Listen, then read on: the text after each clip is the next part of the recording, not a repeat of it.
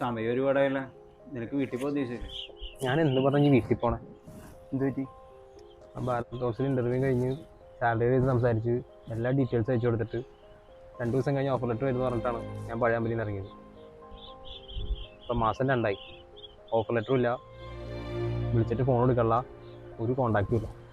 നിനക്ക് കിട്ടിയിട്ട് ഇറങ്ങിയാൽ പോരാ? എടാ ഇമ്മീഡിയറ്റ് ജോയിൻ ആണ്. ഇപ്പോൾ പെട്ടെന്ന് എങ്ങാനും ജോയിൻ ചെയ്യാൻ പറഞ്ഞു കഴിഞ്ഞാൽ പഴയ കമ്പനി ഒരു ബുദ്ധിമുട്ടാണല്ലോ എന്ന് വിചാരിച്ചിട്ടാണ് ഞാൻ നേരത്തെ ഇറങ്ങിയത്. ഇപ്പം ഇനിയിപ്പോൾ എന്ത് ചെയ്യും? എനിക്കറിയാൻ പാടില്ല. ഇതൊക്കെ സെലക്ട് ആയില്ലെങ്കിൽ ആയില്ല എന്ന് പറഞ്ഞാൽ പോരെ. വെറുതെ ഹോപ്പ് വന്നിട്ട് പറ്റിക്കേണ്ട കാര്യമുണ്ടോ? ഞാൻ വീട്ടുകാരോട് എന്താ പറയാ? ഇനിയിപ്പോൾ അത് ആലോചിച്ചിരുന്നിട്ട് എന്താ കാര്യം? വാ നമുക്ക് നോക്കാം. പറ്റിക്കാൻ കുറേ പേരും പറ്റിക്കപ്പെടാൻ നമ്മളെപ്പോലെ കുറേ എണ്ണം. എന്തിലും